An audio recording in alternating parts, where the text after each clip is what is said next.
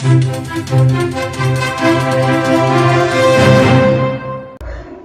गुन्ह्यातील पाहिजे असलेला एका सराईत आरोपीला साथीदारासह जिल्हापेठ पोलिसांनी अत्यंत शिताफीने अटक केली असून या कारवाईत पोलिसांनी आरोपींकडून 15,000 रुपये किमतीची मोटरसायकल, 60,000 रुपये किमतीची 2 गावठी पिस्तूल आणि 40,000 रुपये किमतीच्या 8 तलवारी असा एकूण 1,15,000 रुपयाचा मुद्देमाल जप्त केला असल्याची माहिती पोलीस अधीक्षक महेश्वर रेड्डी यांनी दिली आहे।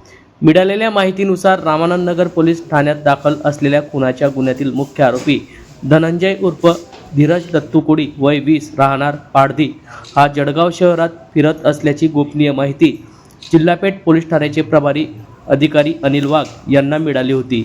या माहितीच्या आधारे तत्काळ एक पथक तयार करून आर शाळेच्या परिसरातील गल्लीत पेट्रोलिंग दरम्यान सापळा रचण्यात आला।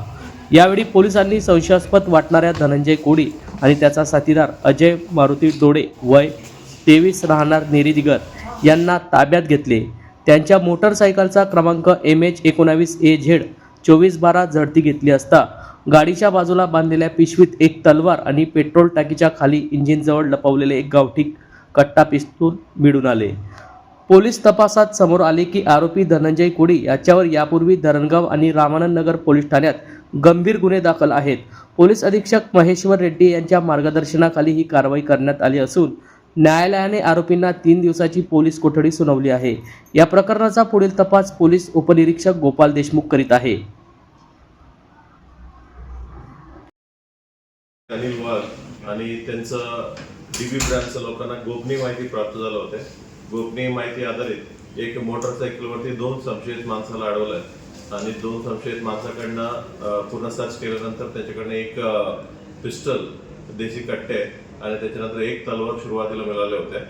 मग ते दोन्ही माणसाचं नाव आहे धनंजय उर्फ धीरज दत्तू कोली वय 20 वर्ष राहणारे धरणगाव जिल्हा जळगाव जिल्ह्याचं। दुसरा आरोपीचं नाव आहे अक्षय मारुती डोळे वय 23 वर्ष नेरीदिगर जामनेरचा राहणार आहे।